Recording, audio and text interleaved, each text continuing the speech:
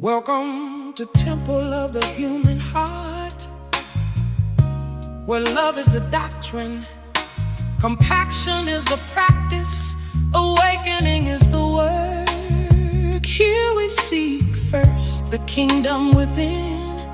As you return to yourself, what was fragmented begins to gather again. Welcome to the Temple of the Human Heart podcast, where love is the doctrine, compassion is the practice, and awakening is the work. Here we seek first the kingdom within, and as you return to yourself, the fragments begin to gather again. I am Yisra'el Apriale, your host for the Temple, and today's lesson is called Poverty Consciousness, the Illusion of Lack. Now, this is not a lesson about money. It's a lesson about consciousness, remembrance, and the inner temple. If you've ever wondered why you've prayed, served, believed, and still felt empty, then this teaching is for you. So for years, I believed that if I simply followed every biblical instruction exactly as I had been taught, my life would eventually fall into place. I believed the promise, give, and it will be given unto you, good measure, pressed down, shaken together, and running over. I believe the teaching from Malachi about bringing the whole tithe into the storehouse so that the windows of heaven would be opened. And so I gave. I served, I volunteered, I attended every service. If the church doors were open, I was there. But when I was unemployed and living on unemployment benefits, I still gave as though I had abundance because I believed that was faith. I listened to my pastors. I obeyed what I believed God required, yet nothing seemed to change. I still struggled financially. I still struggled in relationships. I still lacked peace. So I began asking myself a painful question. Was I failing God? Or was something missing from what I had been taught? And then years later, I discovered the answer. No one had ever taught me to examine what was happening inside my own temple. Everything I had been taught focused on changing my outer life, but almost nothing addressed the condition of my inner life. And that realization changed everything. Okay, so the Gnostic tradition teaches that humanity's deepest problem is not merely wrongdoing, but forgetfulness. We forget our origin, our divine identity, and the fullness from which we came. And then once we forget that, we begin searching outside ourselves for what already exists within. This is what has been coined poverty consciousness. It is the illusion of lack. It is not just simply the lack of money, but the belief that we are separated from life, wisdom, love, and the kingdom within. Now, what I'm going to do is I'm going to discuss the three cosmic principles that we actually live by, but we don't know that we're living by them. So our first cosmic principle is correspondence. As within, so without. And what that means is your inner world tends to reflect in your outer experience. And your outer life often mirrors your inner beliefs, emotions, and assumptions. Now, what I try and do is when we're looking at the cosmic laws, because of the way they're written, we look at them or we read them as they are. But I also want to show you the illusion that comes from that law so that you have an example of what that law pertains to and how to use it to transform your life. So in the law of correspondence, as within, so without, your outer life reflects your inner state. The illusion is when my circumstances change, then I'll have peace. But let's flip that. When I have peace, then my circumstances will change. That is what I want to show you about the illusion part. The transformation example. So let's look at that. If I notice that my home, relationships, or work feel chaotic, I stop only trying to fix the outside and ask myself, what is happening inside me. Because I may realize that I've been carrying fear and urgency. And if I decide to slow down, breathe, pray, and create inner steadiness first, and as my inner state changes, then my response to life changes too. So I want you to see that. The original definition is as within, so without. Your outer life often reflects your inner state. Now don't get this mixed up with bad things that happen, job loss and health. Those things there's nothing you can do about that. That's part of being a human. But in most cases, I want you to look at yourself and ask, what's going on with me? Because there's a lot of chaos. There's a lot of negativity in my life. And there's some type of wound or something that is hindering me from having peace. That is what I want you to focus on. All right, and our next cosmic principle is cause and effect. And we all remember that from ELA, English Language Arts, over here in America. I know I've gotten people from all over the world listening to this podcast, but cause and effect. So that definition is every experience is connected to a cause, and what we think, do, and repeat shapes what follows. But the illusion that we tend to live by is that life is just happening to me and I have no part in it. This is where we have to change that part, because life doesn't just happen to us, okay?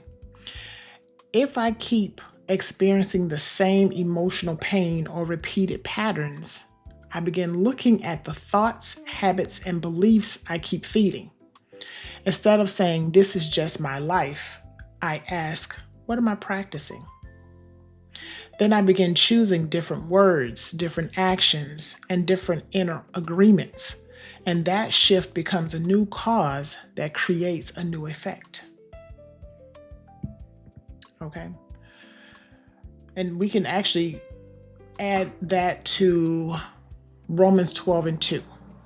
Because Romans 12:2 reminds us that transformation begins with the renewing of your mind. Okay. All right. And so then we have Principle 3, Cosmic Principle 3, which is the Principle of Fullness, or the Pleroma. So you are not truly separated from Source. Wholeness already exists within you. The illusion of that cosmic law is I am empty, cut off, or lacking what I need. So in order to use that to transform, when I feel abandoned or incomplete, I stop agreeing with the story of separation. I remind myself that I'm not disconnected from love, wisdom, or divine support. I may still have a challenge, but I no longer interpret the challenge as proof that I am abandoned. That remembrance helps me act from wholeness instead of desperation. Okay?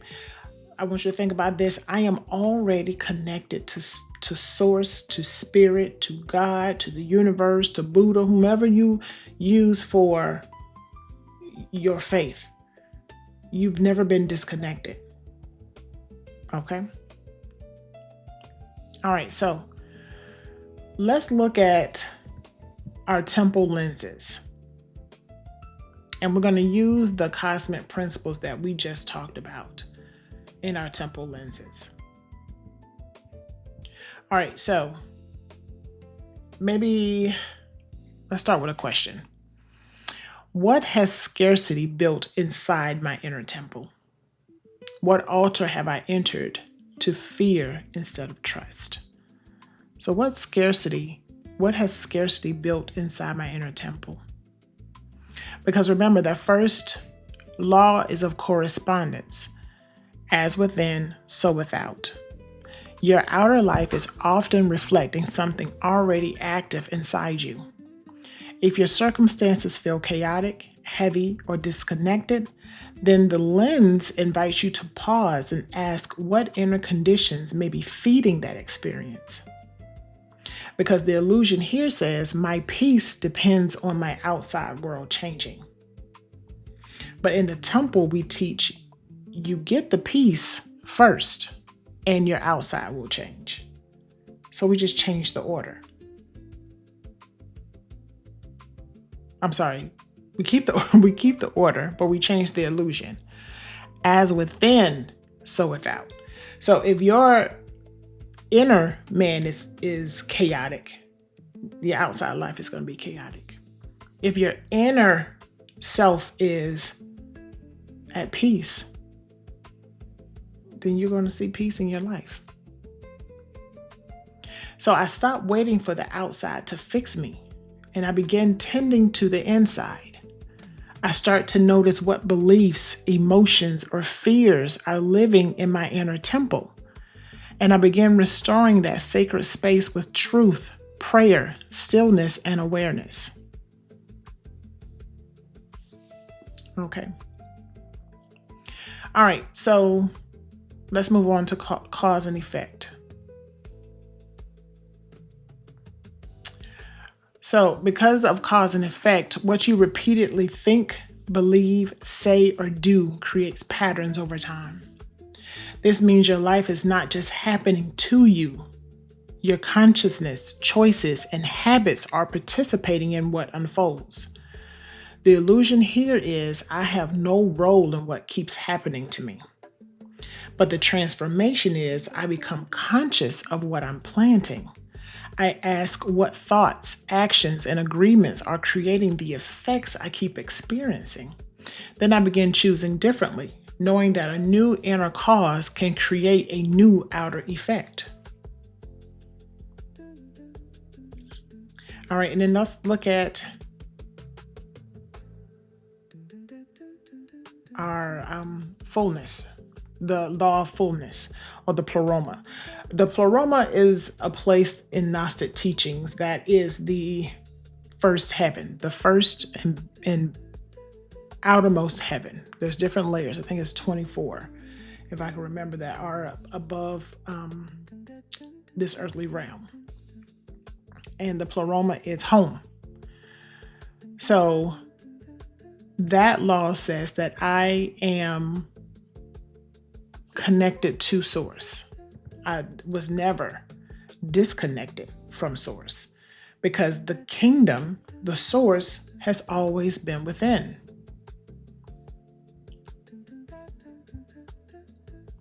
All right, so we stop feeding the illusion that says I'm disconnected, incomplete, or cut off from what I need.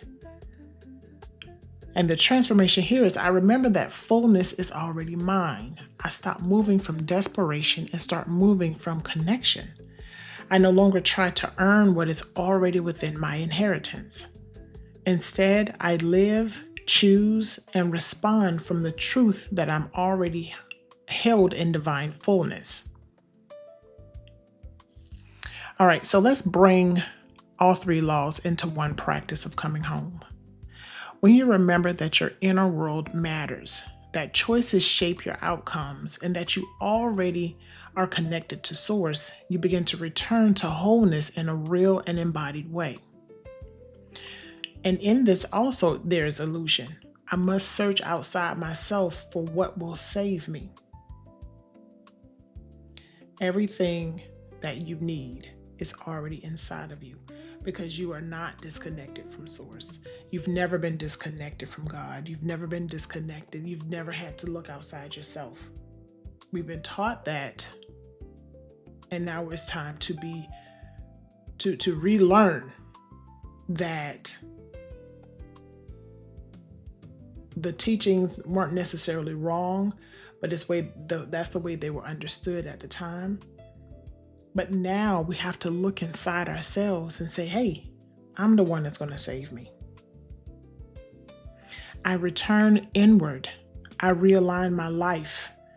And I live from the truth that the kingdom, the wisdom, and the fullness I seek have always been near. Okay?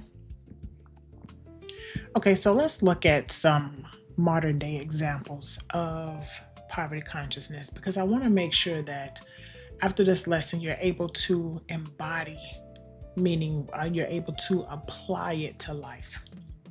So, our first example is living paycheck to paycheck and assuming it will always be that way. So, poverty consciousness says, I'll never get ahead. So, there's no point in planning. But the transformation says, this mindset keeps a person in survival mode, reacting to every bill with fear instead of strategy. So it's you don't have to sit there and say, you know what, this paycheck will never change. Instead, we can figure out a strategy to make it change. So changing from upset, in fear, in anger that it won't change, here's a strategy to make it change. And if you don't know that strategy, guess what you can do? We're in the best time in all of our lives. We have AI at our fingertips for free. We have different, I'm sorry, guys. We have we have access to the internet that can give us strategies to say, hey, here's my paycheck. Give me a strategy to make it last. Do that. All right. I can start where I am, then begin tracking your spending, saving a little bit consistently, asking for guidance, and making one wiser financial choice at a time. This shifts us from panic to stewardship. But listen to what I just gave you. I didn't give you some miraculous, hey, it's going to come from the sky, or hey, you're going to win the lottery tomorrow. No, these are things that you can actually put in place without having any type of magic or anything at your fingertips. And that's another thing we have to get out of this magical field that things are going to happen. We have to have strategy. We have to have plans. All right, our second example, staying in a draining job because it feels safer than risk. I am a proponent for this. So our poverty conscious says, I can't afford to try something new. Even when a person is unhappy, you stay stuck because fear has made comfort feel more secure than growth. But what can we do for transformation? I can prepare for change. You can update your resume, build a skill, network, or start a side project while still employed. The shift is fear-based paralysis. You're going to shift from fear-based paralysis to intentional movement. Our third example is overgiving to prove worth. Poverty consciousness says, if I keep giving, maybe I'll be enough. Maybe I'll be loved, or maybe I'll be chosen. This can look spiritual on the surface, but underneath is often scarcity, people-pleasing, and self-abandonment. So our transformation is, my worth is not earned through depletion. Okay, you can learn healthy boundaries. Give from overflow instead of fear. And stop using generosity as a way to purchase belonging. That shift is from self-erasure to self-honoring. And another thing I'm going to add to it. If you don't feel good doing it, don't do it. Don't pick up guilt. Don't pick up shame because somebody else wants to do it and you don't. If you don't feel like doing it, it's not going to add to you. It's not going to increase your joy. Don't do it. Our fourth example is comparing your life to everyone else's online. Poverty consciousness says everyone else has more than me and I'm behind. Social comparison creates the feeling that your life is lacking even when you are growing. So our transformational that's not the word I want to use. Our transformation here is, my journey is not measured by their timeline. They step Step back from comparison. Focus on your own progress and celebrate small wins. The shift that will shift you from envy to embodiment. I like that. That will shift you from envy to embodiment. And our fifth example is hoarding money, time, or energy out of fear. Poverty consciousness says, if I relax, I'll lose everything. And this can show up as refusing to invest, refusing to rest, or constantly gripping tightly because abundance feels unsafe. But our transformation is, I can trust wise flow. You can learn to manage resources with discernment and not fear. You can save wisely, spend intentionally, rest without guilt, and recognize that fullness is not the same as control. The shift is from grasping to grounded trust. All right.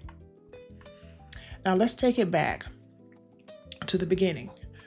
We started out with poverty consciousness, and I know that we've gone through a lot, but I wanted to make sure that you have an understanding of what poverty consciousness is and ways that you can transform it by the renewing of your mind. So I want you to remember, poverty conscious is more than a lack of money.